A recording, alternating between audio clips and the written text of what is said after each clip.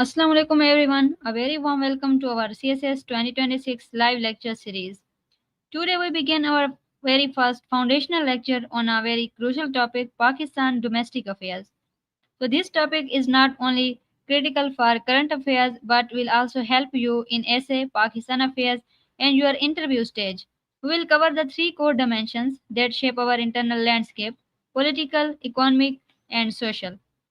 So, why domestic affairs are important in a CSS current affairs paper? Before diving into today's topic, let's briefly understand why domestic affairs matter so much in CSS current affairs and why they always appear in paper.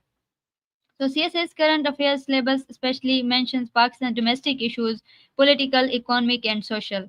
It regularly carries direct questions with the worth 20 marks, often asking for critical analysis, not just narration. For example, critically evaluate Pakistan domestic political and economic challenges, or discuss how political instability affects economic performance in Pakistan.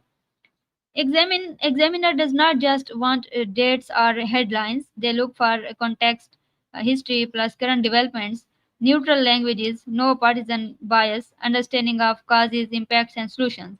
So it tests your ability to step back and see the big picture rather than just repeat news stories. So, domestic affairs shape Pakistan governance, economic planning, and social development. For example, political instability, policy discontinuity, and economic slowdown, weak education, health systems, low human capital, slower growth. So, in CSS, showing these cause and effect links demonstrates maturity and depth. So domestic affairs change every year, so it's a live topic. Reading newspaper reports, SBP, Pill dot, UNDP keeps your answer fresh and unique. So old facts alone won't impress the examiner. Updated examples from last 1 to 2 years do. So your knowledge of domestic issues help in Pakistan affairs. Essay topics like governance, democracy, youth bulge, extremism, and optional subjects, for example, political science, international relations, sociology. So it's not just for one paper; it strengthens your whole CSS attempt.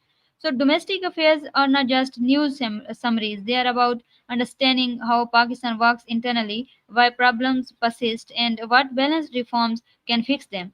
So that's what makes them central in CSS, and that's why we are discussing them today, starting with political affairs. So this is often framed as a 20-mark question, so listen closely. The concepts we discuss today will help you build analysis, support arguments, and present a holistic view in your answers. So, what are domestic affairs? Let's start with a basic understanding. Domestic affairs refers to a country's internal governance, economic management, political systems, and social dynamics. So, think of it as a home front, the state of things within the Pakistan borders. So, why is this important for CSS? Because internal stability and governance determine our foreign policy effectiveness, national security, development potential, internal credibility. Unfortunately, Pakistan has long faced deep structural problems like political instability, economic mismanagement, social fragmentation. So, as CSS aspirants to public service, you must understand these dimensions not just academically but as future reformers. Political affairs. So, let's begin with politics, the foundation of any nation functioning. In Pakistan, the political environment is turbulent. On paper, we have a democratic setup, but in practice, we are witnessing democratic regression. So, what are signs? Parliament performance is weak, judiciary is often politicized, political parties lack internal democracy, institutions are clashing, public confidence in leadership is declining. So, let's break this down into specific sub themes to understand the dysfunctions more clearly. Political affairs, key issues like hybrid regime, Pakistan, a political model is seen as a hybrid system where elected government exists but actual power often lies elsewhere, particularly with non-elected institutions. The 9 May 2023 events were a watershed moment. Civil military relations deteriorated sharply with deep impacts on political parties, media freedom, and protest rights. The judiciary has increasingly become a site of political battles, accusation of selective justice, judicial activism, and partisan decisions have hurt public trust. So National Assembly sessions often lack quorum, legislation is rare and reactive, not proactive, ordinance culture dominates, and political victimization instead of building consensus, ruling parties tend to undermine the opposition, leading to a cycle of retaliatory politics. Political polarization and electoral reforms needed. Like political polarization is one of the most dangerous trends today. TV debates have become toxic, social media is weaponized, political parties don't talk to each other. So this polarization weakens state functions and encourage external manipulation. Electoral reforms 2024 general elections saw delay in results, allegations of rigging, RTS like failures again, controversies over ECP neutrality. So, solutions like reintroduce electronic voting machines with transparency, ensure biometric verification, train election commission staff better, strengthen the result management system. So, if we don't fix the electoral process, every selection will become a source of chaos.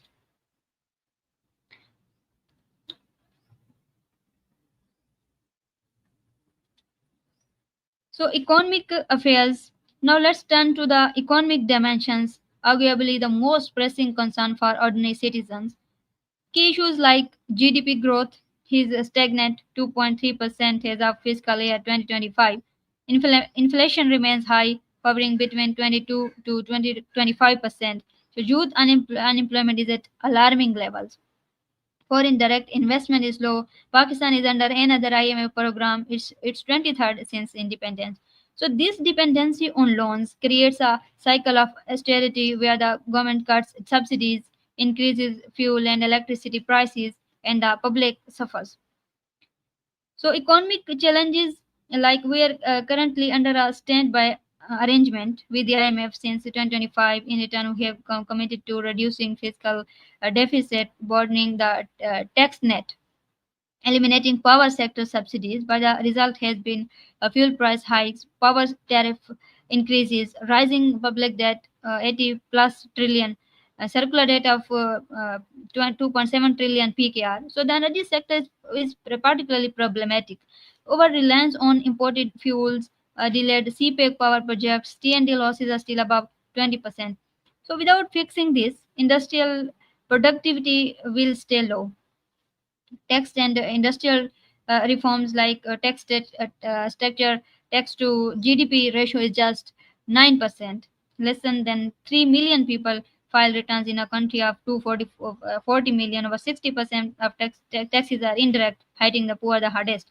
So reforms needed like digitize FBR operations, increases agriculture and real estate taxation, close tax exemptions to elites, industrial decline, energy shortages, inconsistent policies, high cost of doing business, brain drain of skilled labor. So we must shift toward export led growth like Bangladesh, Vietnam, or Malaysia that needs political stability, export incentives, better infrastructure, skilled workforce development.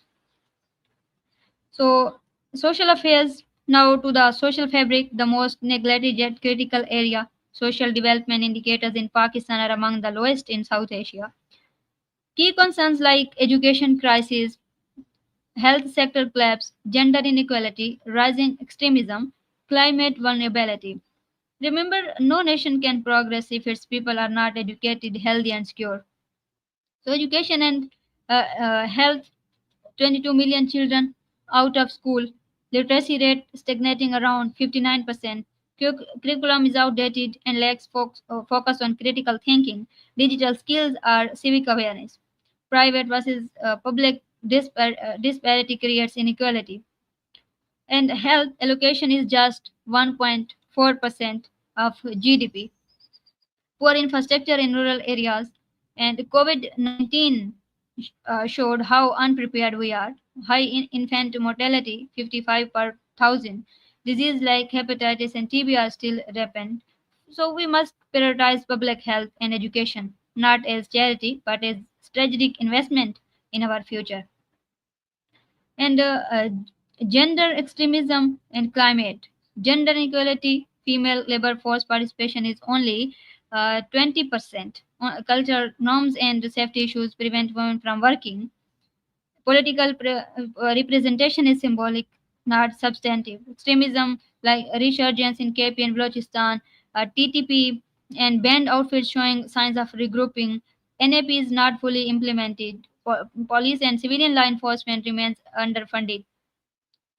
Climate crises like post 2022 floods displaced millions, urban flooding in Karachi and Lahore, deforestation and water mismanagement worsening. So, no real investment in climate adaptation or smart cities. These issues demand urgent attention, otherwise, the next crisis is just around the corner.